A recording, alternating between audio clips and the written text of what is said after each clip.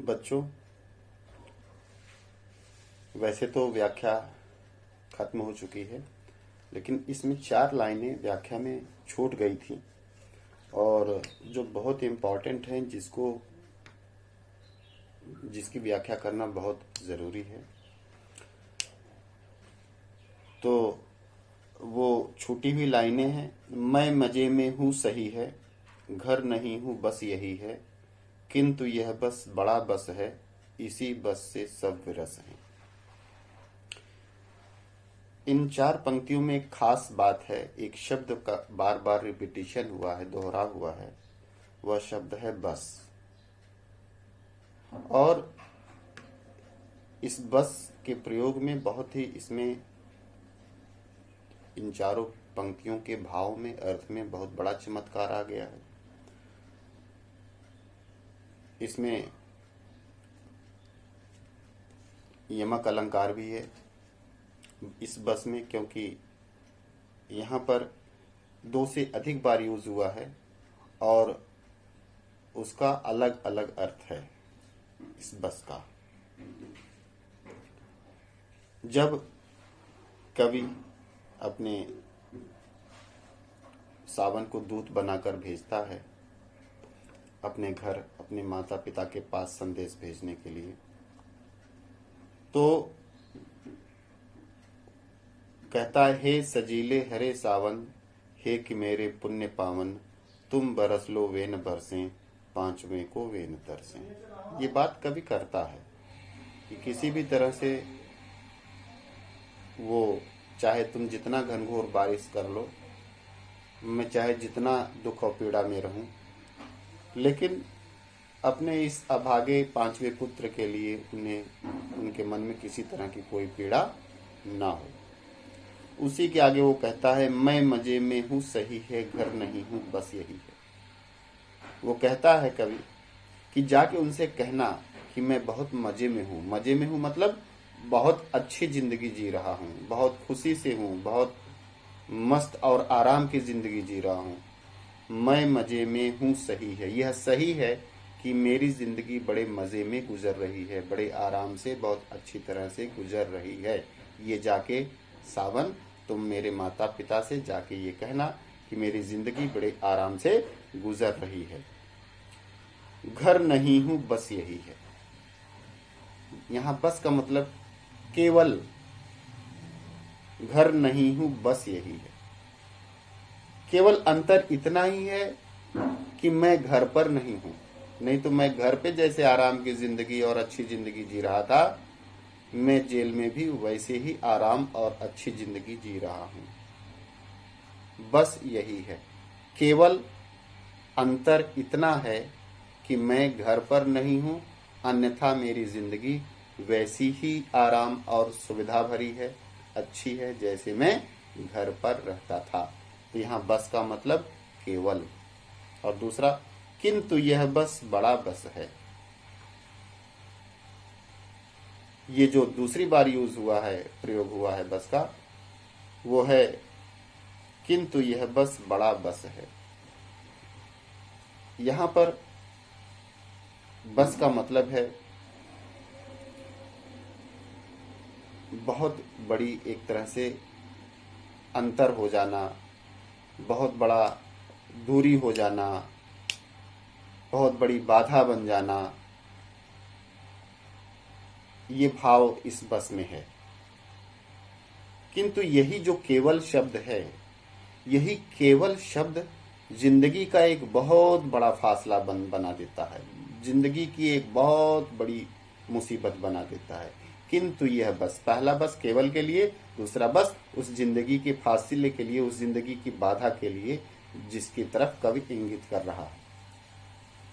किंतु यह बस बड़ा बस है। लेकिन यह केवल शब्द बड़ा आसान है कहने में, लेकिन इसने जिंदगी को इतना ज्यादा बाधा पैदा कर दिया है इस जिंदगी में कि मैं अपने उस सुख के खजाने से भरे घर से दूर हो गया हूं। बड़ा बस है मतलब इसी ने जिंदगी के, जीवन के इस फासले को बढ़ा दिया है और हमारे और आप सब लोगों के बीच, अपने परिवार के लिए कहता है, इसने दूरी बना दी है और इसी बस से सब विरस हैं, मजबूर हैं। ये और इस दूरी की वजह से, इस फासले की वजह से, इस कहते हैं कि अलगाव और वियोग की वजह से सब विरस हैं। विरस का मतलब मजबूर हैं। ना हम कुछ कर सकते हैं, ना आप लोग कुछ कर सकते हैं। ना हम वहां आ सकते हैं, ना आप लोग यहां आ सकते हैं, मतलब स्थायी रूप से रहने के लिए। ना मैं जेल, चाहे जितना भी चाहूं, जेल से मुक्त नहीं हो सकता हूं, और आप लोग यहां जेल में आकर रह नहीं सकते। ये बहुत बड़ी मजबूरी बन गई है। यह जो बस केवल शब्द है, यही बहुत बड़ी मजबूरी बन गई है। यह केवल भौतिक दूरी है, यह केवल मानसिक दूरी है, यह केवल आप कह सकते हैं कि एक बहुत बड़ी बाधा है। और इस बाधा को, इस दूरी को हटा दिया जाए तो मेरी जिंदगी वैसे ही चल रही है जैसे मैं घर पर जीता था। उसके बाद कभी कहता है, किंतु उनसे यह न कहना, उन्हें देते धीर रहना, उन्हें कहना लिख रहा हूं, उन्हें कहना पढ़ रहा हूं। ये सब सारी बातें मैंने आपको पिछले वीडियो में समझा दिया है। अब आते हैं प्रश्नोत्तर पर। जहां तक प्रश्नोत्तर की बात है, इसमें कविता के साथ और कविता के आसपास, कविता के साथ कुल 5 प्रश्न हैं और कविता के आसपास कुल 2 प्रश्न हैं। लेकिन आपको सब नहीं करना है। मैं जो प्रश्न बोलूंगा, यहां पर बताऊंगा, आपको केवल वही प्रश्न करना है। कविता के साथ का पहला प्रश्न है, पानी के रात भर गिरने और प्राण मन के घिरने में परस्पर क्या संबंध है। जब मैंने इसकी व्याख्या की थी तो हालांकि इसको बहुत अच्छी तरह से समझा दिया था। मैं एक बार फिर इस बात को यहाँ पर इंगित कर दे रहा हूँ। पानी के रात भर गिरने और प्राण मन के घिरने में परस्पर क्या संबंध है। कहते हैं कि जब बादल घिरते हैं तभी पानी बरसता है, बिना बादल के घिरे पानी नहीं बरसता है। और बादलों में क्या होता है, जल राशि होती है, लेकिन वो वाष्पित रूप में होती है। और जब उन्हें ठंडक मिलती है तो झरझर करके भारी होकर नीचे बूंद के रूप में टपक पड़ते हैं। यहां पर जो मैंने व्याख्या के समय बताया है, पानी का बरसना और कवि की आंखों से पानी बरसना और कवि के घर पे उसके माता पिता के आंखों से पानी बरसना, मतलब प्रतीकात्मक रूप से हर जगह बरसात हो रही है। भौतिक रूप से जेल के बाहर मूसलाधार बारिश हो रही है। जेल की कोठरी में बैठा हुआ कवि, आंखों से अश्रुधारा लगातार बह रही है। और उसके घर में बैठे हुए उसके माता पिता, भाई बहन के आंखों से अश्रुधारा बह रही है। तो यहां पर पानी हर जगह बरस रहा है।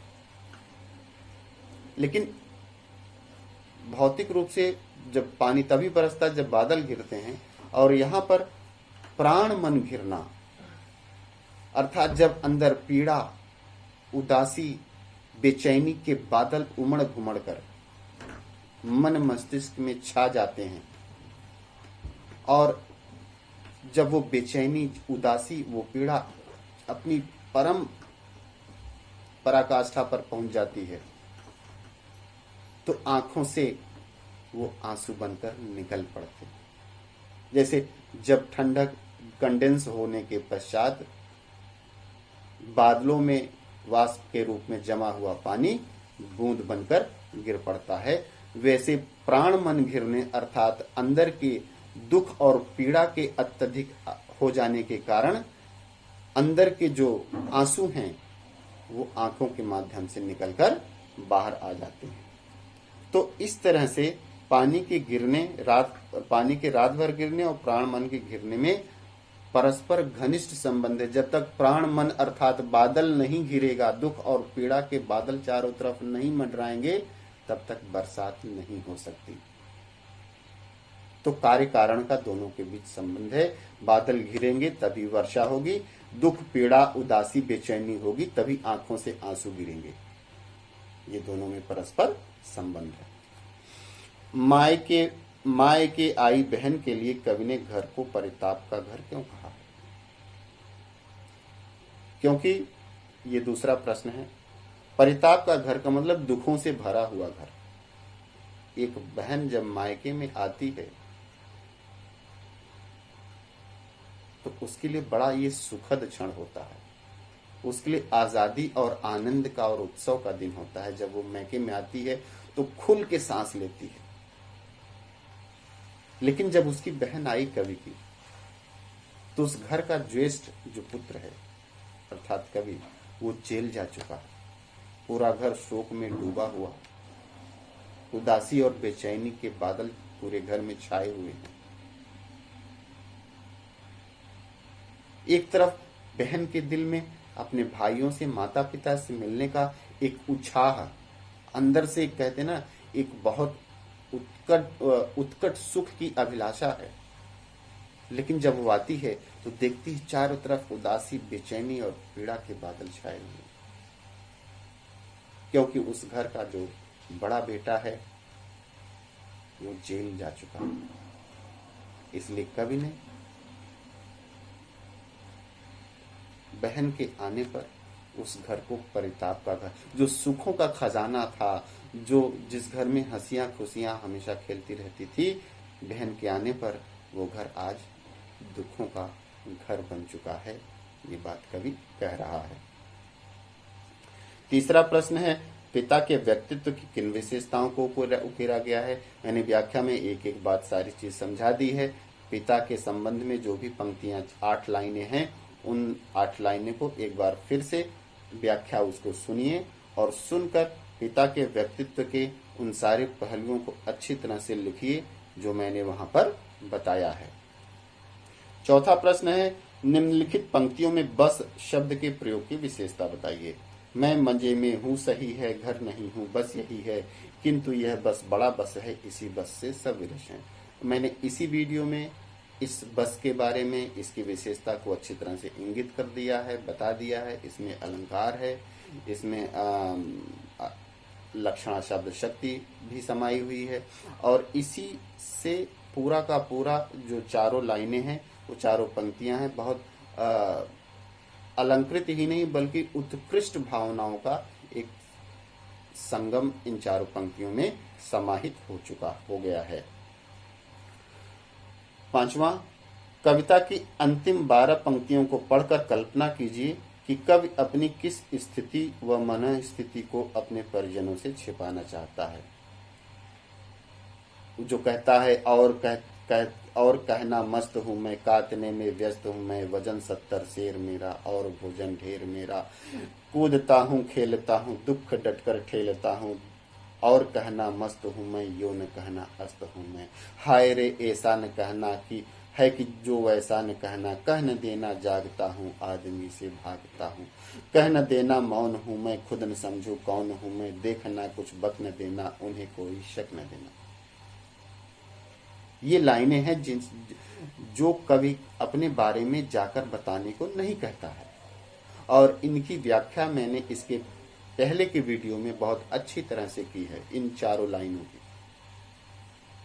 तो अपनी ये जो मन स्थिति कवि है, ये जो जेल में है, उस मन स्थिति के बारे में जो मैंने बात की है, अभी इन पंक्तियों को मैंने पढ़ दिया। इन पंक्तियों की जो व्याख्या है उसको आप पहले के वीडियो में जो मैंने दिया है, व्याख्या नंबर 3 का वीडियो, वैसे तो इस कविता का नंबर 4 वीडियो है, व्याख्या नंबर 3 का वीडियो है, उसको अच्छी तरह से समझ लीजिएगा, सुन लीजिएगा।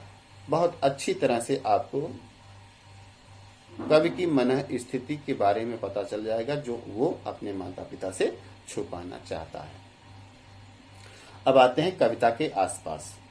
ऐसी 5 रचनाओं का संकलन कीजिए जिसमें प्रकृति के उपादानों की कल्पना संदेशवाहक के रूप में की गई है। इसको आपको करने की कोई जरूरत नहीं है। दूसरा प्रश्न है, घर से अलग होकर आप घर को किस तरह से याद करते हैं, लिखें। यस, इसको आपको लिखना है। ये कल्पना, आपकी कल्पना शक्ति का यहाँ उपयोग होगा। और स्पेशली कभी जब आपके माता पिता आपसे किसी कारणवश कुछ समय के लिए दूर होते हैं, वो चाहे किसी शादी पार्टी में जाएं या किसी अन्य जगह पे जाएं, किसी कार्यवश, तो आपसे वो जो दूरी बनती है, उस दूरी बनने के दौरान आप अपने माता के पिता के विषय में, अपने घर के विषय में आप क्या फीलिंग रखते हैं।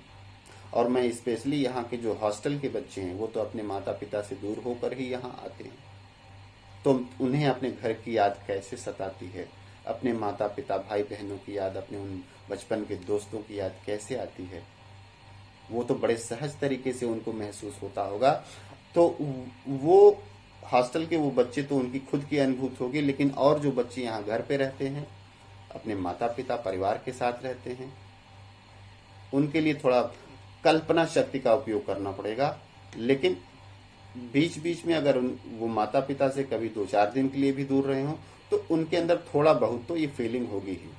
तो आपको इस क्वेश्चन नंबर 2 को घर से अलग होकर आप घर को किस तरह से याद करते हैं, आपको लिखना है। अपने माता पिता के बारे में, अपने भाई बहनों के बारे में, अपने दोस्तों के बारे में, अपने उन प्यारी चीज़ों के बारे में जिनको आप बहुत बेहद प्यार करते हैं। हो सकता है आपका डॉगी भी आपका बहुत प्यारा हो, आपका कोई पालतू जो पेट है वो बहुत आपको याद आता हो। तो कोई भी इस तरह की आपकी जो याद करते आती है, अनायास याद आती है, उन सारी चीज़ों को आपको महसूस करना है और महसूस करके उसे शब्दों का रूप देकर लिखना है। मैं स्पेशली ये क्वेश्चन इसलिए भी कराना चाहता हूँ क्योंकि इससे आपके वाक्य विन्यास, वाक्य बनावट और आपके जो शब्दों के बनाने, शब्दों को, भावों को शब्दों का रूप देने की जो कला है, जो क्षमता आपकी है, इससे ये पता चल जाएगा कि आप कितना कर सकते हैं। क्योंकि कोई चीज़ इसमें याद नहीं किया जाएगा, कोई रटा नहीं जाएगा। आपकी फीलिंग आप शब्दों में किस तरह से ढालते हैं, ये इस प्रश्न के माध्यम से पता चल जाएगा। तो आपको यह प्रश्न अपनी कॉपी में जरूर जरूर जरूर से करना है।